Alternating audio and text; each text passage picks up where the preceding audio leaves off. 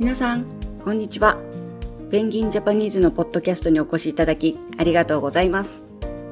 このポッドキャストでは、日本語を勉強している方に向けて、日本の暮らしや文化、そして私の身の回りで起きた出来事などをリアルな日本語でお届けしています。日本語の自然な音やリズムを感じながら気軽に聞いてもらえたら嬉しいです。皆さん、いかがお過ごしですか？今日のテーマは、日本人は神社とお寺どっちなの？というお話です。日本には神社とお寺という祈りや感謝の気持ちを表す場所があります。この2つ、少しずつ役割や雰囲気が違います。日本人って神社もお寺も行くけどどうして？という質問をよくいただくことがあるんですけど、今回はそれについて少しお話ししてみようと思います。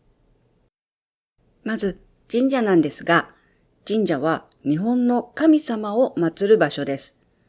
日本では昔から山、川、木、風など自然の中に神様がいると信じられています。だから神社は自然の近くに建てられていることが多いんです。神社の入り口には鳥居という大きな門があります。この鳥居は人の世界と神様の世界を分ける門と言われています。ここをくぐると神様の世界に入るよという意味があります。だから鳥居をくぐる前に軽く頭を下げて入るんですね。この頭を軽く下げる動作を日本語で会釈と言います。言葉ではなく体で神様に挨拶をするという気持ちの表れなんです。そして中に入ると参道といって鳥居から神様のいる場所、本殿まで続く道があります。この道は神様が通る道なので少し端を歩くのがマナーと言われています。神社にはね、おみくじや絵馬を売っている場所もあります。おみくじには運勢が書かれていて、ラッキーだと大吉、アンラッキーは今日と書いてあります。でも、今日を引いたからといってずっとアンラッキーというわけではありません。むしろこれ以上下がることはないので、これからどんどん運勢が上がっていくだけですよという意味も込められています。だから今日を引いても落ち込む必要はありませんよ。そして次にお寺です。お寺は日本の仏教に関する建物です。ここでは仏様を祀っていて、訪れた人が心を落ち着けたり、お祈りしたりする場所なんです。お寺にはお坊さんという人がいます。お坊さんは仏様の仏教を教える人で、お経という祈りの言葉を唱えます。このお経は仏様の教えが書かれた文で、それを読むことで心を落ち着けたり、亡くなった人を偲んだりするわけなんですね。また、お坊さんが、お経を読むことを供養と言います。これは亡くなった方へのありがとうとか安らかにという気持ちを込めていると言われています。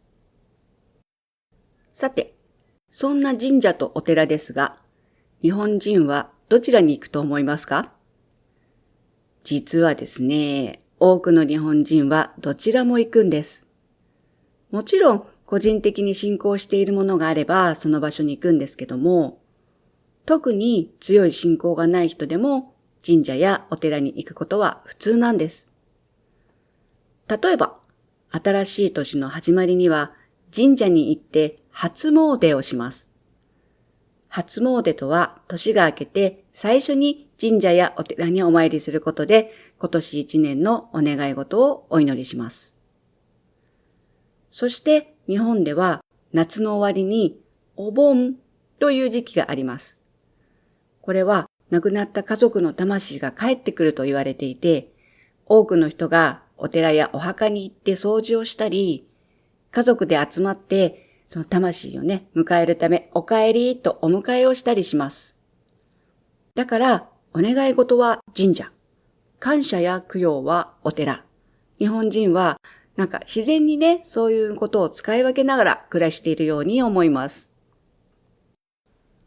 中でも面白いなと思ってるのは、結婚式は神社でします。でも、お葬式はお寺でします。なんてことも多いんですよ。面白いですよね。日本人はその場の雰囲気を感じ取ることが好きなのかもしれません。神社とお寺の話をしてきましたが、日本人って実はクリスマスだって楽しむんです。なので、宗教とは関係なく、その時々にあった場所で祈ったり、お願いしたり、お祝いしたりして暮らしているんですね。そうですね。神社やお寺などの詳しい話は、またそれぞれ後のエピソードでお話ししようと思います。私の住んでいる町にも神社があります。私も毎年初詣に出かけています。来年は、家族のね、受験があるので、うまくいきますようにとお願いしてくるつもりです。皆さんの国や地域ではどんなお祈りの仕方がありますか？それにまつわる過ごし方も違ってくるかもしれませんね。はい、今回はここまでです。ペンギンジャパニーズのポッドキャストでは YouTube で日本語のスクリプトを紹介しています。よろしければそちらも見てください。また次のエピソードでお会いしましょう。それではまたね。